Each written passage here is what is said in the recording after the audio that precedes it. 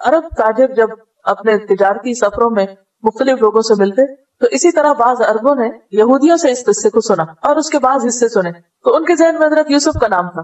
تو واپس آ کر انہوں نے نبی صلی اللہ علیہ وسلم سے سوال کیا کہ کیا آپ یوسف کے قصے کے بارے میں کچھ جانتے ہیں؟ اگرچہ انہوں نے یہ سوال تمسخر کے انداز میں کیا تھا، آپ کو جج کرنے کے لیے کیا تھا کہ بھلا دیکھتے ہیں آپ کتنے سچے نبی ہیں، آپ کو پتا ہے یا نہیں پتا، آپ کو دنیا کی تاریخ کا کچھ علم ہے یا نہیں، لیکن اللہ سبحانہ وتعالیٰ نے قصے کو اس انداز میں بیان کیا کہ وہ قصہ خود انہی پہ چسپاں ہو گیا. تو آگے ہم دیکھیں گے کہ کس طرح قصہ یہاں سے شروع ہوتا ہے. اذ قال یوسف لأبیہ، جب یوسف علیہ السلام نے اپنے والد سے کہا، یعقوب علیہ السلام، یا ابتی، اے میرے ابا جان.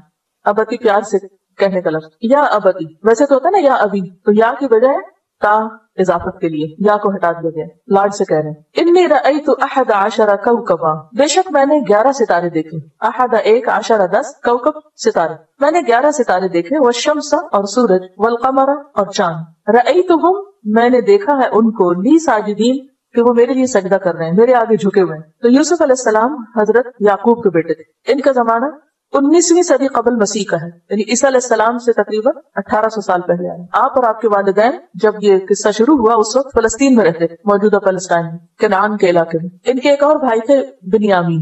یہ دونوں بھائی ایک ماں سے تھے، جبکہ باقی بھائی دوسری ماں سے تھے. کل 12 بھائی تھے، یوسف، بنیامین اور باقی 10. تو اذ قال یوسف لأبیہ، جب یوسف نے اپنے باپ سے کہا، یا ابتی، اے ابا جان، انی رأیت 11 کوکبا کہ میں نے 11 ستارے دیکھے ہیں. والشمس والقمر رأیتہم لی ساجدین، اور سورج اور چاند میرے لیے سجدہ کر رہے ہیں. اور سورج اور چاند سے مراد باپ اور ماں ہے، اور 11 ستاروں سے مراد 11 بھائی ہیں ان کے. اور وہ خواب کیا دیکھتے ہیں کہ وہ میرے آگے بہت احترام سے جھکے ہوئے ہیں. خواب 3 طرح کے ہوتے ہیں. نمبر 1 دل کی بات، یعنی جو باتیں آپ کے دل میں ہوتی ہیں وہی آپ کو خواب میں نظر آ جاتی ہیں. نمبر 2 شیطان کا ڈراوا. شیطان جیسے جاگتے ہوئے ہمارے ذہن میں وسوسے ڈالتا رہتا ہے، اسی طرح سوتے ہوئے بھی وہ ہمیں ڈراتا ہے. اور نمبر 3 اللہ تعالیٰ کی طرف سے بشارت، خوشخبری. عام لوگوں کو تینوں طرح کے خواب آتے ہیں، لیکن پیغمبر کا خواب تیسری قسم کا ہوتا ہے. بس کون سا؟ اللہ کی طرف سے بشارت. اور یہ جو اللہ کی طرف سے بشارت ہے، اس کے بارے میں حدیث میں آتا ہے، نبی صلی اللہ علیہ وسلم نے فرمایا، الرؤیا الصالحۃ جزء من 46 جزءا من النبوۃ. بخاری اور مسلم کی روایت ہے کہ سچا خواب نبوت کا 46واں حصہ ہے. ابھی چونکہ آپ نبی تو نہیں بنے تھے، لیکن آپ کو بشارت ہو گئی خواب کے ذریعے کہ آپ پر ایک وقت ایسا آئے گا کہ جب آپ کے والدین اور آپ کے بھائی آپ کے سامنے جھک جائیں گے، یعنی اللہ تعالیٰ آپ کو عزت عطا کرے گا. اور یہ تعبیر 40 سال بعد رونما ہوئی، بعض کہتے ہیں 80 سال بعد. بہرحال حقیقت میں تو علم اللہ ہی کے پاس ہے، مگر یہ کہ ایک لمبے عرصے کے بعد یہ خواب حقیقی شکل میں آپ کے سامنے آیا، جب انہوں نے اپنے والدین کو اپنے ساتھ تخت پر بٹھا لیا تھا، اور اس وقت ان کے بھائی ان کے سامنے جھکے ہوئے تھے، جس کا ذکر اسی سورت کی آیت نمبر 100 میں آتا ہے، 100. وَخَرُّوا لَهُ سُجَّدًا، وہ اس کے آگے سجدہ کرتے ہوئے جھک گئے، گر پڑے. وَقَالَ، اور یوسف بولے، یا ابت هَذَا تَأْوِيلُ رُؤْيَايَ، اے ابا جان یہ ہے تعبیر، یہ تعبیر میرے خواب کی، من قبل جو اس سے پہلے میں نے دیکھی تھی، قد جعلها ربی حقا، میرے رب نے اس کو سچ کر دکھایا. تو اس سے یہ بھی پتہ چلتا ہے کہ جو سچے خواب ہوتے ہیں ان کی کوئی نہ کوئی تعبیر ہوتی ہے، اور وہ تعبیر سامنے بھی آ جاتی ہے. اس سلسلے میں ہمیں کیا رہنمائی دی گئی ہے؟ نبی صلی اللہ علیہ وسلم نے فرمایا، بخاری کی روایت ہے، جب تم میں سے کوئی پسندیدہ خواب دیکھے تو اسے بیان کر دے، یعنی کسی سے ذکر کر لے، لیکن کس کے سامنے ذکر کرے؟ جو خیر خواہ ہو، جو حاسد نہ ہو. اور اگر ناپسندیدہ خواب دیکھے تو کروٹ بدل لے، یعنی جس پہلو پہ آپ سوئے ہوئے اسے تبدیل کر لیں، اسی پر نہ سوئے رہیں. اور اس خواب کے شر سے اللہ تعالیٰ کی پناہ مانگے، اور کسی کے سامنے اس خواب کو بیان نہ کرے، منہ سے نہ نکالے، ذکر نہ کرے، تو اس خواب سے اسے کوئی نقصان نہ ہوگا. یہ بھی بخاری کی روایت ہے. کیا حکم ملتا ہے جب اچھا خواب آپ دیکھیں؟ سب سے پہلے تو یہ جاننا ضروری ہے کہ خواب کی 3 قسمیں، اور یہ چونکہ خواب ہر کوئی دیکھتا ہے کسی نہ کسی شکل میں، اس لیے ہر وقت آپ کسی سے نہیں پوچھ سکتے اور کسی سے ڈسکس نہیں کر سکتے.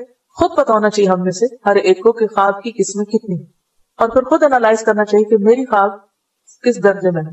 پہلی تو یہ حدیث نفس، دل کی بات ہے. اگر آپ کو ایسی چیز دیکھ رہے ہیں کہ جس کے بارے میں آپ دن بھر سوچتے رہیں، یا اگلے دن کوئی وہی معاملہ پیش آنے والا ہے، مثلاً یہ کہ آپ کو کسی امتحان میں بیٹھنا ہے، یا کہیں کوئی ٹیسٹ دینا ہے، یا انٹرویو دینا ہے، یا کوئی اور اسی طرح کا معاملہ ہے، تو وہ کیا ہوگا؟ آپ کو خواب میں نظر آنے لگے گا، اور آپ خواب میں آپ کے اپنے اندر کی پریشانی خواب میں ظاہر ہو جاتی.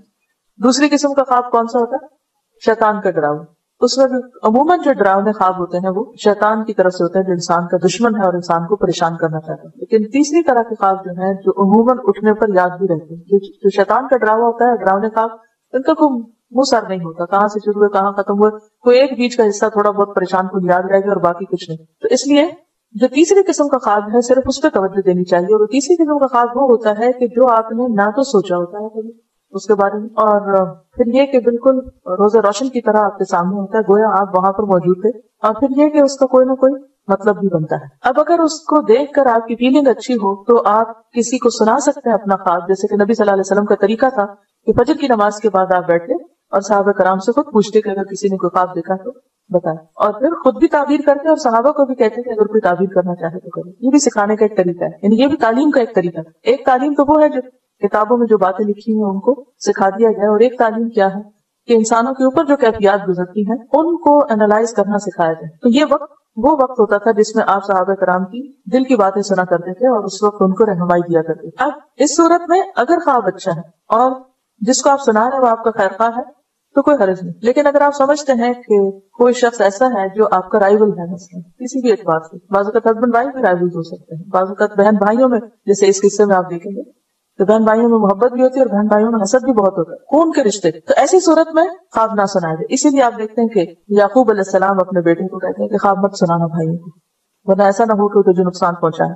اور پھر یہ کہ اگر خواب پریشان کن ہے، یعنی مطلب آپ کو سمجھ میں آ رہا ہے، کیونکہ ہوتا یہ کہ جو اچھا خواب ہوتا ہے اس کے دیکھنے پر جب آپ اٹھتے ہیں تو دل کے اندر ایک اطمینان سا ہوتا ہے، خوشی سی ہوتی ہے، اور جو برا خواب ہوتا ہے اس کے دیکھنے پر آپ کے اندر ایک پریشانی سی ہوتی ہے۔ تو اب ہوتا کیا ہے، ہماری عادت یہ ہے کہ جب کسی بات میں ہم پریشان ہوتے ہیں تو فوراً جو راستے میں نظر آئے اسے کھڑے ہو کے سنانے لگتے ہیں، اور سننے والے بھی اپنے آپ کو علامہ سمجھتے ہوتے ہیں اور مفتی اعظم، فوراً فتویٰ دے دیتے ہیں کہ اس کا یہ مطلب بنتا ہے، فوراً تعبیر کر کے سنا دیتے ہیں، صرف اس کو نہیں سناتے 10 اور کو بھی سنا دیتے ہیں، فلاں نے یہ خواب دیکھا اور اس کا یہ اور یہ مطلب بنتا ہے۔ ان سب معاملات میں بے حد احتیاط کی ضرورت ہے، کیونکہ حدیث میں یہ بھی آتا ہے جب تک خواب کی تعبیر بیان نہ کی جائے تو وہ ایسے ہے جیسے پرندے کے پاؤں پر ہو۔ پرندے کے پاؤں کے اوپر یعنی پرندہ کا پاؤں کہاں ہوتا ہے؟ ہوا میں۔ جب اڑ رہا ہوتا ہے تو پرندے کا پاؤں ہوا میں نہیں، معلق ہے، وہ ہے اوپر، ہمارے سے اوپر ہوتا ہے نا پرندے کا پاؤں، یعنی وہ ابھی اترا نہیں ہوتا، نازل نہیں ہوتا، واقع نہیں ہوتا۔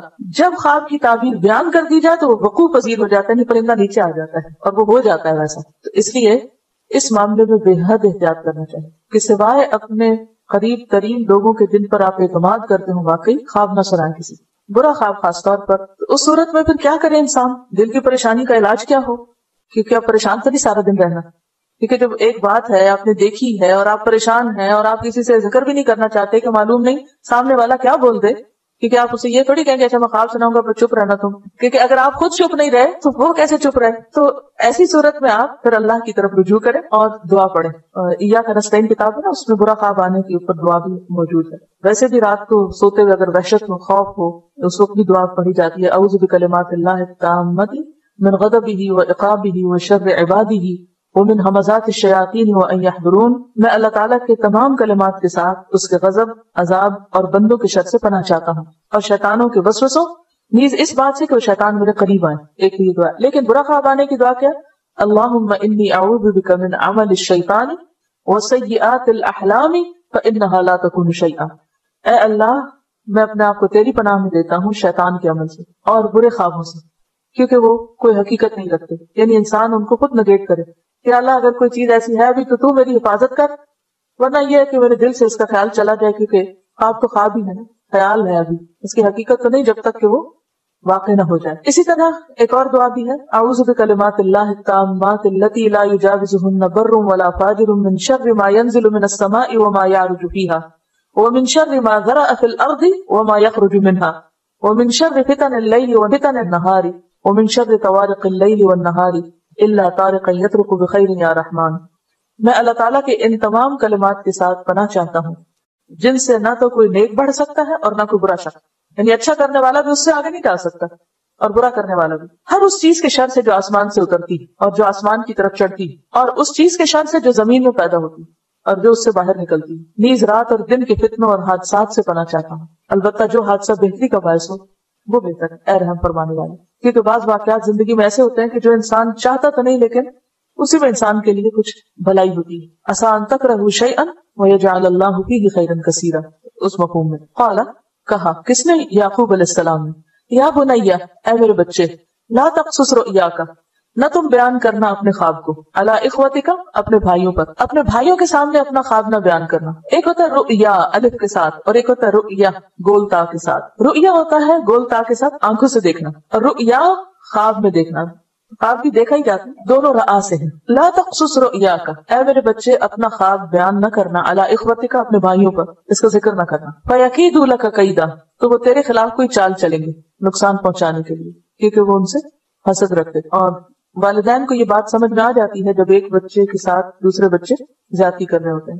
اسی علم کی بنا پر یعقوب علیہ السلام نے یوسف کو نصیحت کی. ان الشیطان للانسان عدو مبین، بے شک شیطان انسان کا کھلا دشمن ہے. انسان سے مراد آدم اور حوا اور ان کی اولاد ہے، کیونکہ شیطان نے آدم اور حوا کے ساتھ دشمنی کی تھی تو ان کی اولاد کے ساتھ بھی دشمنی کرتا ہے. وہ تمہارا دشمن ہے، اس لیے اس کی دشمنی سے بچ کے رہیں. یعنی ٹھیک ہے وہ تمہارے بھائی ہیں، تمہارے ساتھ اچھے نہیں، لیکن اصل بات یہ کہ ان کے پیچھے بھی شیطان لگا ہوا ہے. اس سے یہ بات بھی پتہ چلتی ہے کہ جو حاسد ہوتا ہے خاص طور پر اس سے احتیاط برتنی چاہیے. جب یہ پتہ چل جائے کہ کوئی شخص آپ کے ساتھ جیلس ہے، چاہے آپ کی جاب پر یا آپ کے گھر میں یا کہیں پر بھی، تو پھر انسان اس کے ساتھ بات کرتے ہوئے، معاملہ کرتے ہوئے محتاط رہے. اور اس میں ایک تعلیم یہ دی گئی ہے، صحیح الجامع کی ایک حدیث ہے کہ نبی صلی اللہ علیہ وسلم نے فرمایا استعینوا علی انجاح حوائجکم بالکتمان، اپنی حاجات کی تکمیل میں خاموشی سے کام لو، یعنی چھپا کے کام کرو.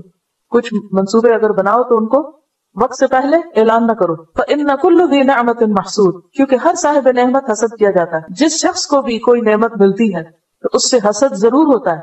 بعض لوگ اپنا حسد ظاہر کر دیتے ہیں اور بعض ظاہر نہیں کرتے. بعض لوگ آپ کے دوست بنے رہتے ہیں حالانکہ وہ آپ کے حاسد ہوتے ہیں، ان کی دشمنی نظر نہیں آتی، لیکن شیطان چونکہ دشمن ہے اس لیے کچھ نہ کچھ ان کے ذریعے نقصان پہنچاتا رہتا ہے. اور خصوصاً تعلقات کے بگاڑ میں، ہاں وہ تعلق شوہر اور بیوی کا ہو تو شیطان کا کام کیا ہوتا ہے کہ ان کے درمیان پھوٹ ڈلوائے رکھے، کوئی نہ کوئی ایسی بات روز چھیڑ دے کہ جس کی وجہ سے دونوں کے تعلقات خراب رہیں. اسی طرح جو بھی پیار کے رشتے ہوتے ہیں، ہاں وہ بہن بھائیوں کے ہوں یا دوستوں کے ہوں، ان سب رشتوں میں وہ دشمن جدائی ڈالنا چاہتا ہے. کیونکہ اچھی اولاد، اچھے والدین، اچھا شوہر یا بیوی یا اچھے دوست، یہ سب کیا ہے؟ دراصل اللہ کی نعمت ہے بہت بڑی. اور جس کو بھی کوئی بڑی نعمت ملتی ہے اس کا امتحان اتنا ہی سخت ہوتا ہے. بعض اوقات انسان اس کی ناقدری کرواتا ہے، ناشکری کرواتا ہے، اور بعض اوقات کوئی نہ کوئی ایسا فتنہ ڈالے رکھتا ہے کہ جس کی وجہ سے ان رشتوں کی باہمی محبت ختم ہو جاتی یا کم ہو جاتی. اور یہ سب دراصل شیطان کا شر ہے. یہ وجہ ہے کہ اگر آپ غور و فکر کریں جتنے بھی آپ کے آس پاس کے تعلقات ہیں، ان سب تعلقات کی خرابی کے پیچھے شیطان کا شر ہوتا ہے اور لوگوں کا حسد ہوتا ہے. قال یا بنی لا تقصص رؤیاک علی اخوتک فیکیدوا لک کیدا ان الشیطان للانسان عدو مبین. پھر وہ خود اس کی تعبیر کرتے ہیں. یوسف علیہ السلام کی خواب کی تعبیر کون کرتے ہیں؟ ان کے والد. وَكَذَلِكَ يَجْتَبِيكَ رَبُّكَ، اس خواب سے یہ پتہ چلتا ہے کہ تیرا رب تجھے چن لے گا، یعنی نبوت سے سرفراز کرے گا. وَيُعَلِّمُكَ مِن تَأْوِيلِ الْأَحَادِيثِ، اور تمہیں باتوں کی تعویل کا علم دے گا. تعویل کا لفظ جو ہے یہ اول سے ہے، حمزہ واو لام، اول کا لفظ بھی اسی سے. کسی چیز کا اصل کی طرف رجوع کرنا، اصل حقیقت. تعویل کس کو کہتے ہیں؟ اس کی اصل حقیقت، ٹھیک ٹھیک جو مقصود ہوتا ہے، یہ اصلی غایت، مقصد کیا اس بات کا، مراد اس سے کیا ہے. اور احادیث کا لفظ جو ہے یہ حدیث کی جمع ہے. حدیث کہتے ہیں بات کو، کہانی کو، ہر وہ کلام جو انسان تک پہنچ سکے، خواہ وہ سننے کے ذریعے یا پھر ذریعہ وحی یا خواب یا بیداری کی حالت میں، سب چیزیں احادیث ہوتی ہیں. ہر وہ کلام، کیونکہ حدیث کا معنی آپ کو سمجھنا ضروری ہے. حدیث سے مراد صرف حدیث رسول صلی اللہ علیہ وسلم ہی نہیں ہوتا، قرآن کے لیے بھی لفظ حدیث آتا ہے. اللہ نزل احسن الحدیث، اللہ نے سب سے بہترین بات اتاری ہے. تو حدیث سے مراد کیا ہے؟ بات، کلام. ہر وہ کلام جو انسان تک پہنچے، خواہ وہ سننے کے ذریعے، خواہ وہ وحی کے ذریعے، خواہ وہ خواب کے ذریعے، کوئی بھی ذریعہ ایسا ہو کہ جس سے ایک بات انسان کے پاس آئے، کو واقعہ، کو خبر. تو تعویل یہ ہے کہ انسان اس بات کو سن کر اس کا اصل مقصد سمجھ آئے. اب دیکھیں کہ لوگ مثلاً آپ سے کوئی آ کے ملتا ہے، آپ کو کوئی بات سناتا ہے، کسی کی کوئی بات کرتا ہے، کوئی قصہ سناتا ہے، کوئی آپ کو فون کرتا ہے، کال کرتا ہے، کوئی بات آپ سے کرتا ہے، کوئی شخص کسی اور کا قصہ آپ کو سناتا ہے یا کچھ آپ پڑھتے ہیں. اب اس میں کیا ہوتا ہے؟ کبھی تو آپ بات سنانے والے کا مطلوب اور مقصود جان لیتے ہیں، اور کبھی آپ کو نہیں سمجھ آتی کہ اس نے بات کیوں کہی، اپنی کم علمی کی وجہ. لیکن کچھ لوگ دوسروں کے مقابلے میں اس میں بہت اچھے ہوتے ہیں. مثلاً ایک مجلس کے اندر ایک بات کہی جاتی ہے، لیکن ہر شخص اس کو کس طرح لیتا ہے؟ اپنی عقل سمجھ کے مطابق. کچھ لوگوں کی عقل گہری ہوتی ہے، سمجھ یعنی کھارو ہوتے ہیں، وہ بات کی تہ تک پہنچ جاتے ہیں کہ کہنے والے نے بات کہی کیوں ہے، کس مقصد سے کہی، اور یہاں اس بات کے کہنے کا کیا مطلب، اور اس وقت اس کو کہنے سے کیا مراد اور مطلوب ہے، اور اس انداز میں کیوں کہا گیا. کیونکہ دوسروں کو کچھ سمجھ نہیں آتی کہ وہ سمجھتے بس چند الفاظ سے جو دہرائے گئے اور بات ختم. اور اس میں صحابہ کرام کے بیچ بہت سارے واقعات ہیں. مثلاً مختلف خوابوں یا آیات کے نزول کی وجہ سے حضرت ابوبکر کو پتہ چل گیا کہ آپ صلی اللہ علیہ وسلم کا آپ کی وفات قریب ہے، لیکن دوسرے صحابہ کو نہیں سمجھ آئی جب یہ سورت نازل ہوئی تھی اذا جاء نصر اللہ والفتح، حضرت ابوبکر رونے لگے، حالانکہ اس میں کیا تھا، فتح کی خوشخبری، ورأیت الناس يدخلون فی دین اللہ افواجا، واو اتنی بڑی کامیابی، سب لوگ مسلمان ہو گئے، لیکن حضرت ابوبکر رونے لگے کہ مشن مکمل ہو گیا، جدائی کا وقت آ گیا۔ تو یہ کیا ہے، تأویل الاحادیث، یہ خاص اللہ ہی سمجھ دیتا ہے، یہ حکمت کی باتیں ہوتی ہیں۔ یؤتی الحکمت من یشاء، حکمت عطا کرتا ہے جس کو چاہتا ہے، ومن یؤت الحکمت فقد اوتی خیرا کثیرا، اور جس کو حکمت اور دانائی مل جائے اس کو بہت بڑی خیر مل جاتی۔ اور بعض اوقات آپ نے دیکھا ہوگا کہ جن لوگوں کو ایسی سمجھ ملی ہوتی ہے، اگر اس کو ڈائریکشن نہ ملے تو ان کی زندگی میزریبل بھی ہو جاتی ہے، کیونکہ وہ اوپر کی سطح سے نیچے چیزوں کو دیکھ رہے ہوتے ہیں، ظاہر سے باطن کی طرف جا رہے، تو غیب کا علم نہیں ہوتا، اسے مکس نہ کیجیے۔ مثلا حضرت ابو ہریرہ رضی اللہ تعالیٰ عنہ ایک دفعہ بہت شدید ان کو بھوک لگی، تو وہ کھڑے ہو گئے کہیں اور انہوں نے حضرت ابوبکر سے کچھ پوچھا، حضرت عمر سے کچھ پوچھا، لیکن کسی نے ان کی بات نہ سمجھی۔ تو اتنے میں حضور صلی اللہ علیہ وسلم گزرے، ان سے بھی انہوں نے وہی بات پوچھی، وہ کوئی مسئلہ پوچھ رہے تھے، تو ان کو فوراً سمجھ آ گئی، تو ان کا کہ تمہیں بھوک لگی، آؤ میرے ساتھ۔ اب یہ دوسروں کو کیوں نہیں سمجھ آتی؟ جو کچھ لوگوں کو سمجھ آ جاتی ہے کہ دوسرا کیا چاہ رہا ہے، انٹرسٹ کی بات بھی ہوتی ہے، کچھ لوگوں کو لوگوں میں انٹرسٹ زیادہ ہوتا ہے، کچھ کو نہیں ہوتا، کچھ لوگ انسانوں کے زیادہ خیر خواہ ہوتے ہیں، تو ان کی اس خوبی کی وجہ سے ان کو اور زیادہ حکمت عطا کر دیتا ہے۔ تو جس کے اندر اخلاص ہوتا ہے، سنسیئرٹی ہوتی ہے، تڑپ ہوتی ہے لوگوں کے لیے، کچھ کرنے کا جذبہ ہوتا ہے، اللہ تعالیٰ ان کو یہ دولت عطا کر دیتا ہے۔ ان کے 11 بھائیوں کے پاس وہ نہیں تھا جو یوسف علیہ السلام کے اندر تھا، حالانکہ ایک باپ کی اولاد تھے وہ سب، تو یہ اللہ کی دین ہے جسے چاہے دے۔ یہاں پر یہی کہا گیا ہے وَيُعَلِّمُكَ مِن تَأْوِيلِ الْأَحَادِيثِ، یہ صرف خوابوں کی تعبیر کا علم نہیں ہے، حدیث کی وضاحت اسی لیے میں نے کی کہ ہر وہ کلام جو انسان تک پہنچے، ہر وہ بات جو آپ تک پہنچے وہ احادیث ہوتی ہیں، اور تعویل کیا، اس بات کی تہ تک پہنچنا کہ کہنے والے نے کس مقصد سے کہی ہے، کس چیز کی طرف اشارہ ہے۔ تو جب انسان علم حاصل کرتا ہے، اللہ سے تعلق رکھتا ہے، اس کے اندر اخلاص ہوتی ہے، سنسیئرٹی ہوتی ہے، تو اس کے اندر ایک روشنی آتی ہے، اس روشنی میں وہ بہت کچھ دیکھتا ہے۔ ہم نے دیکھا ہوگا کہ بعض اوقات آپ کسی شخص سے بات کرتے تو یوں محسوس ہوتا ہے جیسے وہ آپ کی بات سمجھ رہا ہے، اور کچھ لوگوں سے آپ سر پھوڑ بیٹھے، وہ نہیں سمجھتے کہ آپ کیا کہنا چاہ رہے ہیں، وہ اس کو کچھ اور ہی رنگ دیتے جائیں گے، کسی اور ہی طرف لے جاتے جائیں گے۔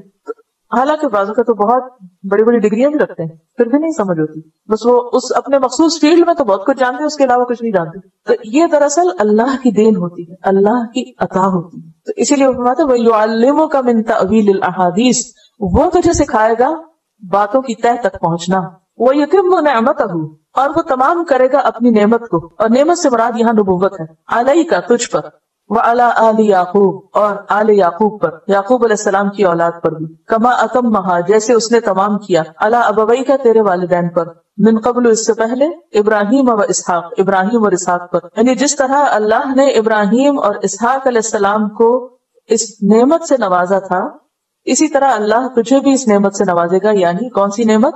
نبوت کی نعمت۔ ان ربک علیم حکیم، بے شک تیرا رب علم والا ہے، حکمت والا ہے، یعنی خوب علم رکھتا ہے، خوب حکمت والا، خوب جانتا ہے کہ نبوت کا مستحق